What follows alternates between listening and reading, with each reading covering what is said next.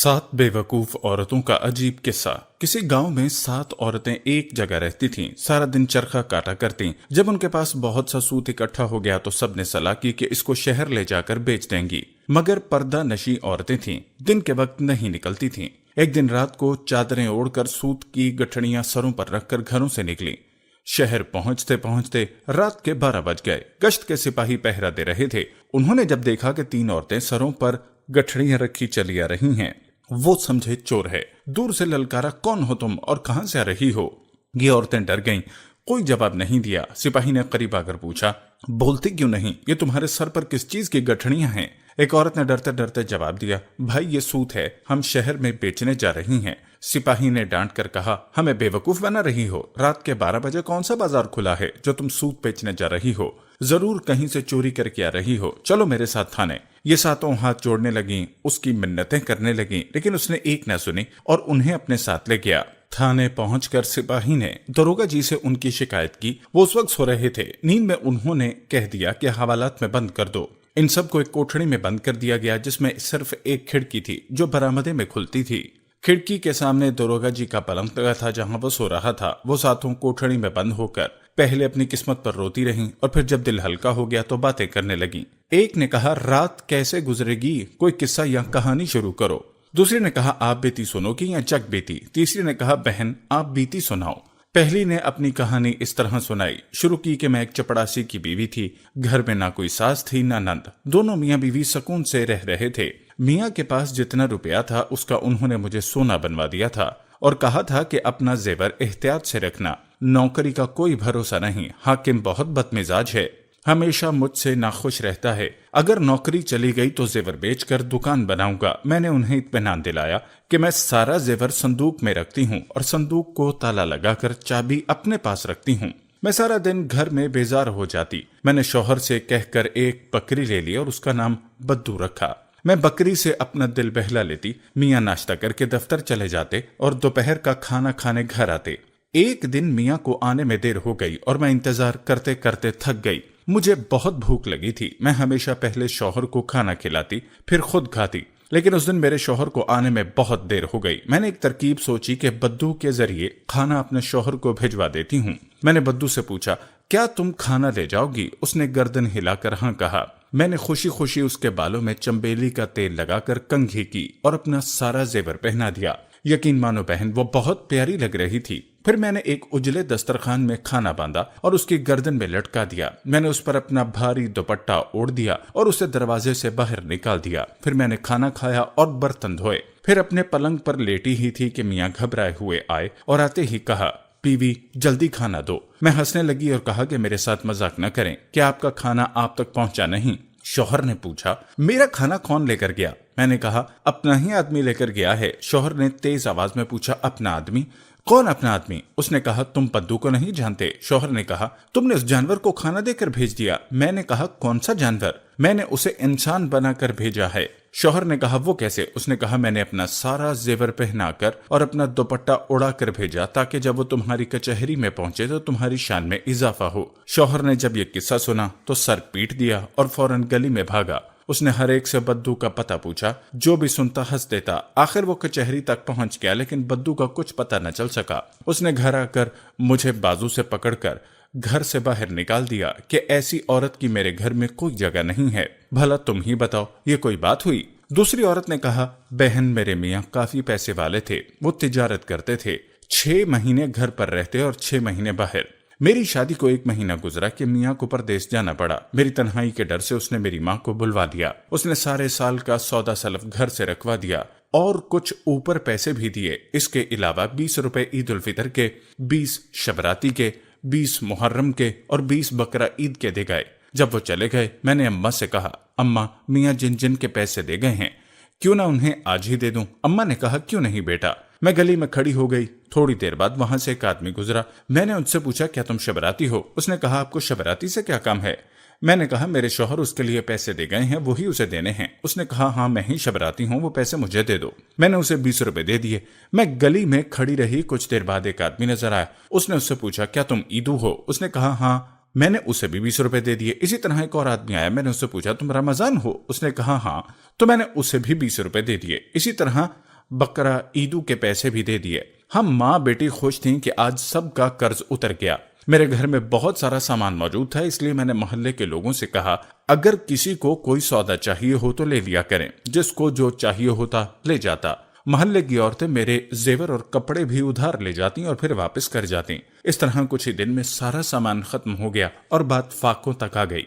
मैंने अपने शौहर को तार भेजा, अगर मुझे जिंदा देखने चाहते हो तो जल्दी वापस आओ। शौहर अगले ही दिन वापस आ गया और पूछा क्या कोई चोरी हो गई है, इतना सामान और पैसे कहाँ गए? मैंने कहा आप जिस जिसके पैसे दे गए थे मैंने उनको दे दिए। मैंने खर्चे के पैसे साथ वाली औरत को उधार दे दिए क्योंकि उसको जरूरत थी, और मोहल्ले के लोगों को खाने पीने की चीजें चाहिए थी, मैंने उनमें बांट दी। बस ये सुनना था कि उसने मुझे हाथ पकड़कर घर से निकाल दिया। बहन, भला ये भी कोई बात हुई जिस पर मुझे घर से निकाल दिया? ये सुनकर तीसरी बेवकूफ औरत बोली मेरे मियाँ भी दफ्तर में नौकर थे, अल्लाह का दिया हुआ सब कुछ था।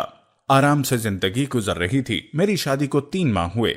मेरे पकाए गए सब खानों में मेरे शौहर को हरीरा बहुत पसंद था। मैं जब भी पकाती मेरा शौहर कहता तुम बहुत थोड़ा बनाती हो, मेरा पेट नहीं भरता, किसी दिन बहुत सा बनाओ। ये बात बार बार सुनकर मैंने एक तरकीब सोची। एक दिन जब शौहर दफ्तर गए तो मैंने हमसाई को कहकर उसके शौहर से सूजी, शक्कर और सारा सामान मंगवा लिया।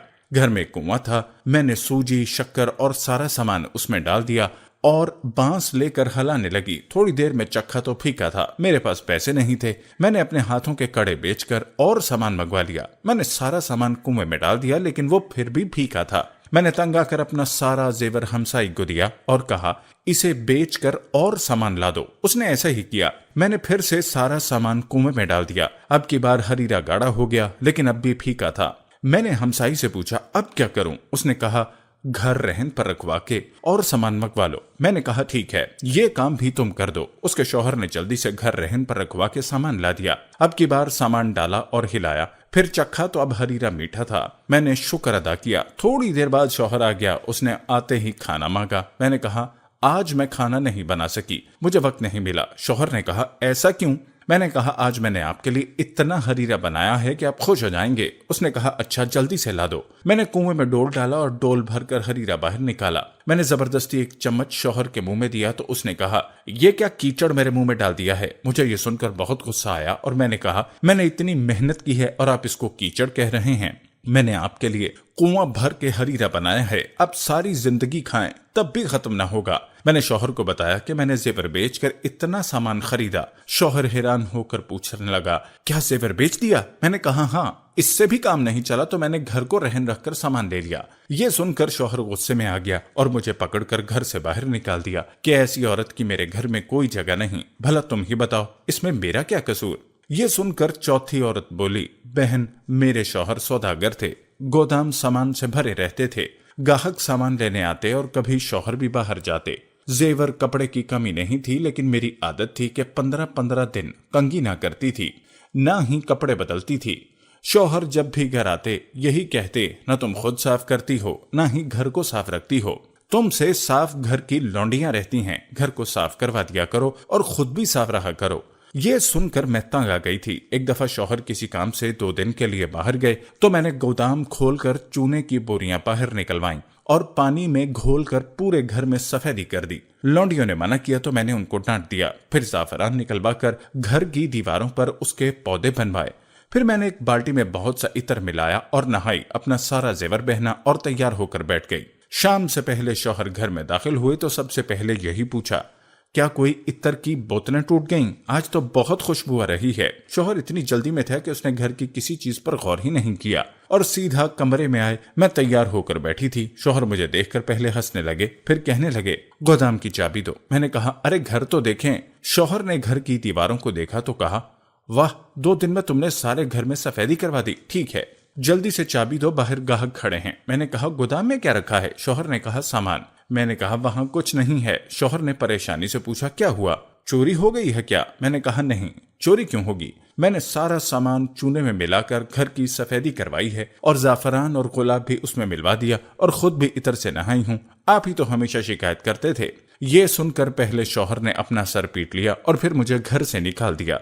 ये सुनकर 5वीं औरत बोली میری شادی کو ابھی 1 ماہ ہوا تھا کہ شوہر کو پردیس جانا پڑا۔ مجھے اپنے میاں سے بہت محبت تھی، میں ان سے 8 دن کی دوری بھی برداشت نہیں کر سکتی تھی۔ شوہر کے جانے سے بہت دن پہلے میں نے رونا شروع کر دیا۔ شوہر نے مجھے یقین دلایا کہ میں جلدی واپس آ جاؤں گا۔ میں نے اس سے پوچھا، یہ بتا دیں کہ آپ کہاں جا رہے ہیں؟ اس نے کہا، میں بہت دور جا رہا ہوں، راستے میں دریا آتا ہے اور پھر کشتی کے ذریعے دوسری طرف جاتے ہیں۔ میں چپ ہو گئی۔ شوہر چلا گیا۔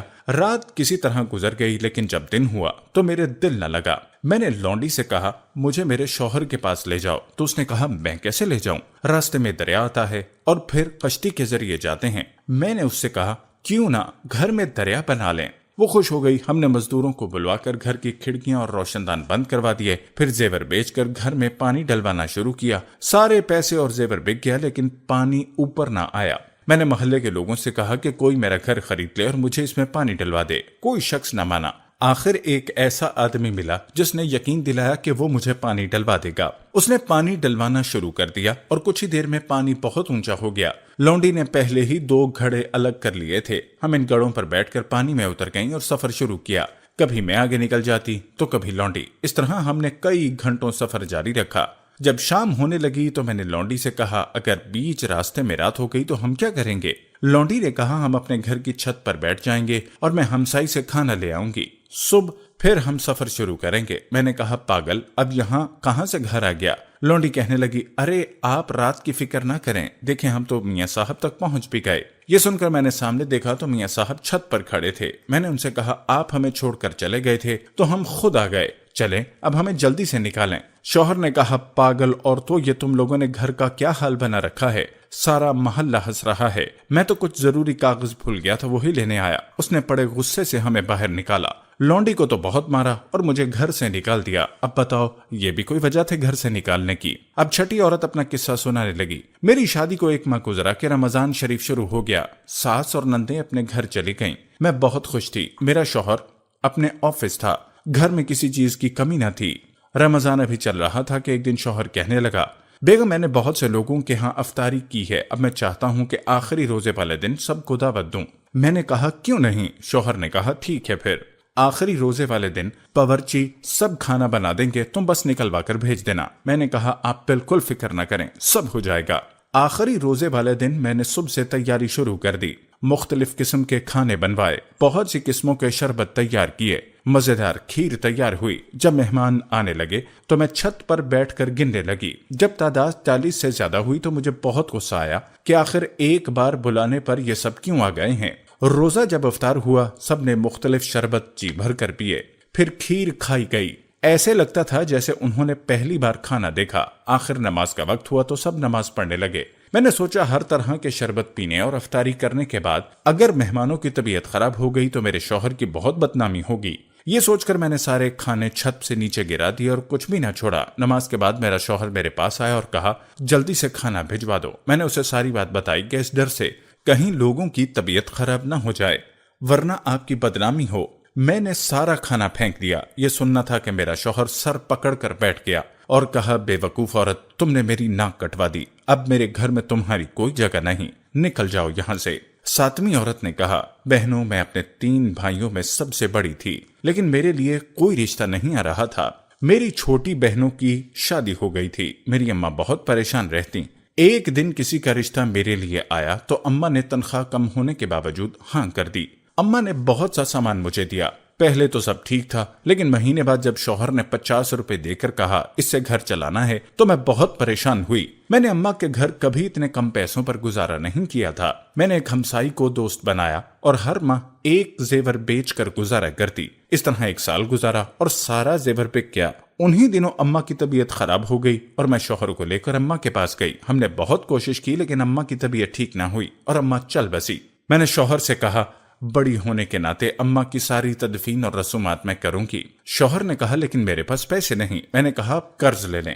اس نے کہا، میں قرض کہاں سے دوں گا؟ اگر تم اماں کی کوئی بھاری چیز اٹھا لو تو میں یہ کام کر سکتا ہوں۔ میں نے کہا، ٹھیک ہے، تم فکر نہ کرو۔ میں نے 2000 کا قرض لے لیا اور اس طرح شان و شوکت سے سارا کچھ ہو گیا۔ سب نے میرے شوہر کی بہت تعریف کی۔ میں نے ورثے میں سے کچھ بھی نہ لیا۔ میرے شوہر حیران تھے، لیکن میں نے انہیں کہا میں نے بھاری چیز اٹھا لی ہے، آپ فکر نہ کریں۔ رات کو جب سب سو گئے تو میں نے شوہر کو لے کر اماں کے کمرے میں گئی اور کہا دیکھیں میں نے کیا اٹھایا۔ شوہر نے پتھر دیکھا اور کہا کیا اس کے نیچے اشرفیاں ہیں؟ میں نے کہا نہیں، وہ کیوں ہوں گی، یہ وہ پتھر ہے جس پر بیٹھ کر اماں نماز پڑھتی تھیں۔ آپ ہی نے تو کہا تھا کوئی بھاری چیز اٹھانا، مجھے اس سے زیادہ بھاری کوئی چیز نہیں ملی۔ یہ سننا تھا کہ میرا شوہر سر پکڑ کر بیٹھ گیا، پھر مجھے پکڑ کر جنگل میں چھوڑ گیا تاکہ ساری زندگی بھٹکتی رہوں۔ اپنی اپنی کہانی سنا کر ساری عورتیں اپنی اپنی گٹھڑی پر سر رکھ کر سو گئیں۔ صبح ہوئی تو داروغہ صاحب نے سپاہی کو کہا ان 7 عورتوں کو چھوڑ دو، ان کا سوت بیچ کر انہیں پیسے لا دو، کیونکہ وہ ان کی ساری کہانیاں سن چکے تھے اور انہیں یقین ہو چکا تھا یہ دنیا کی سب سے بے وقوف عورتیں ہیں۔